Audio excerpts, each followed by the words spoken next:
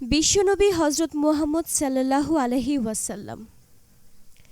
যে মহামানবের সৃষ্টি না হলে এ ধরাপৃষ্ঠের কোনো কিছুই সৃষ্টি হতো না, যার পদচারণে পৃথিবী ধন্য হয়েছে।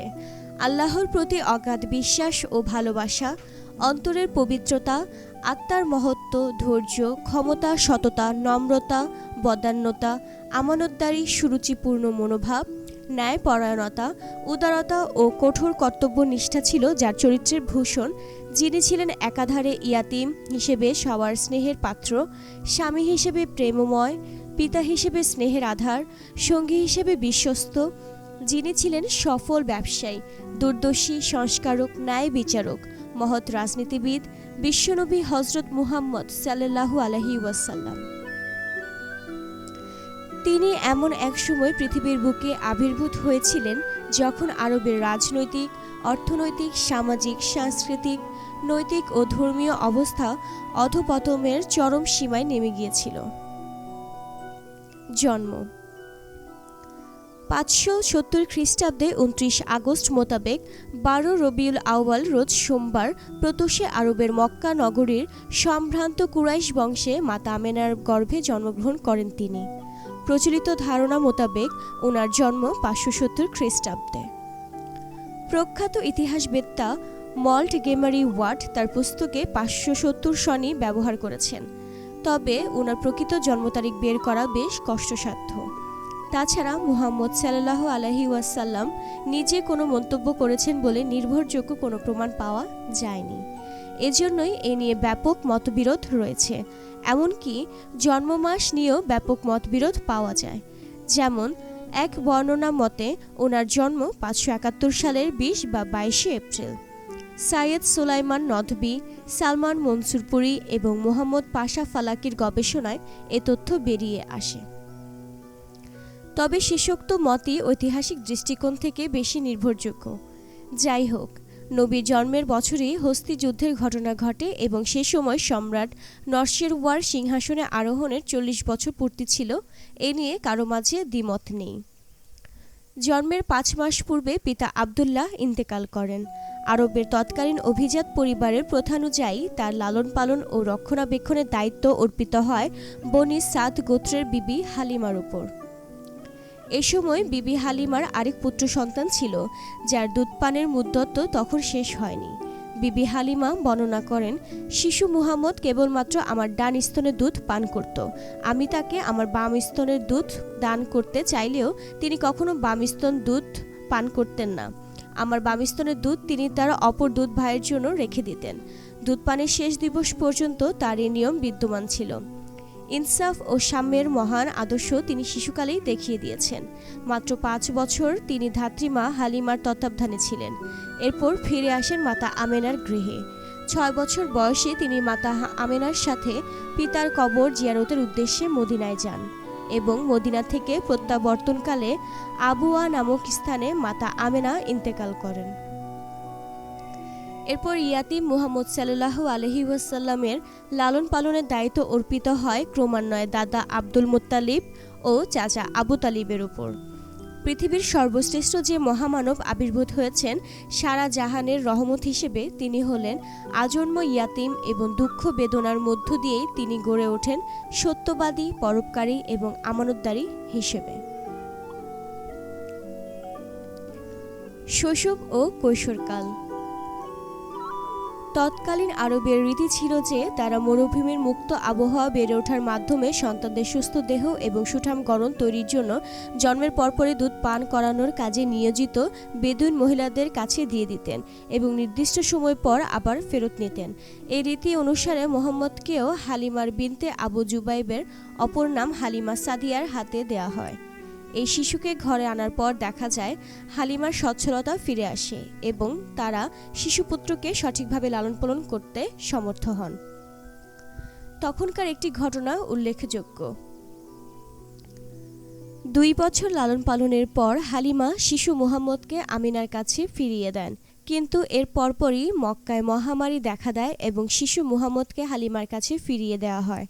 হালিমাও চাচ্ছিলেন শিশুটিকে ফিরে পেতে, এতে তার আশা পূর্ণ হলো। ইসলামী বিশ্বাস মতে এর কয়েকদিন পরই একটি অলৌকিক ঘটনা ঘটে। একদিন শিশু নবীর বুক চিরে কলিজার একটি অংশ বের করে তা জমজম কূপের পানিতে ধুয়ে আবার যথাস্থানে স্থাপন করে দেওয়া হয়। এই ঘটনাটি ইসলামের ইতিহাসে সিনাচাকের ঘটনা হিসেবে খ্যাত। এই ঘটনার পরই হালিমা মুহাম্মদকে মা আমিনার কাছে ফিরিয়ে দেন। 6 বছর বয়স পূর্ণ হওয়া পর্যন্ত তিনি মায়ের সাথে কাটান। এই সময় একদিন আমিনার ইচ্ছা হয় ছেলেকে নিয়ে মদিনায় যাবেন। সম্ভবত কোনো আত্মীয়ের সাথে দেখা করা এবং স্বামীর কবর জিয়ারত করাই এর কারণ ছিল। আমিনা ছেলে, শ্বশুর এবং দাসী উম্মে আইমনকে নিয়ে 500 কিলোমিটার পথ পাড়ি দিয়ে মদিনায় পৌঁছেন। তিনি মদিনায় 1 মাস সময় অতিবাহিত করেন। 1 মাস পর মক্কায় ফেরার পরে আরওয়া নামক স্থানে এসে তিনি গুরুতর অসুস্থ হয়ে পড়েন এবং সেখানেই মৃত্যুবরণ করেন। মাতার মৃত্যুর পর দাদা আব্দুল মোতালেব শিশু মুহাম্মদকে নিয়ে মক্কায় পৌঁছেন। এরপর থেকে দাদাই মুহাম্মদকে দেখাশোনা করতে থাকেন। মুহাম্মদের বয়স যখন 8 বছর 2 মাস 10 দিন, তখন তার দাদাও মারা যান। মৃত্যুর আগে তিনি তার পুত্র আবু তালিবের মুহাম্মদের দায়িত্ব দিয়ে যান। আবু তালিব ব্যবসায়ী ছিলেন এবং আরবদের নিয়ম অনুযায়ী বছরে একবার সিরিয়া সফরে যেতেন। মুহাম্মদের বয়স যখন 12 বছর, তখন তিনি চাচার সাথে সিরিয়া যাওয়ার জন্য বায়না ধরলেন। প্রগাঢ় মমতার কারণে আবু তালিব আর নিষেধ করতে পারলেন না। যাত্রাপথে বসরা পৌঁছার পর কাফেলা সহ আবু তালিব তাঁবু ফেললেন। সে সময় আরব উপদ্বীপের রোম অধিকৃত রাজ্যের রাজধানী বসরা অনেক দিক দিয়ে সেরা ছিল।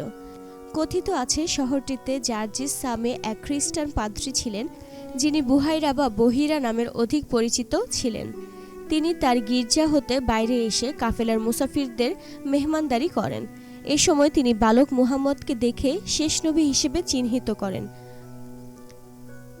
ফুজ্জারের যুদ্ধ যখন শুরু হয় তখন নবীর বয়স 15 বছর। নবীর বয়স 15 বছর। এই যুদ্ধে তিনি স্বয়ং অংশগ্রহণ করেন। যুদ্ধের নির্মমতায় তিনি অত্যন্ত ব্যথিত হন, কিন্তু তার কিছু করার ছিল না। সেই সময় থেকেই তিনি কিছু একটা করার চিন্তাভাবনা শুরু করেন। নবুয়ত পূর্ব জীবন। আরবদের মধ্যে বিদ্যমান হিংস্রতা, খেয়ানত প্রবণতা এবং প্রতিশোধ স্পৃহা দমনের জন্যই হিলফুল ফুজুল নামক একটি সংগঠন প্রতিষ্ঠিত হয়। মুহাম্মদ এতে যোগদান করেন এবং এই সংঘকে এগিয়ে নেওয়ার ক্ষেত্রে তিনি বিরাট ভূমিকা রাখেন।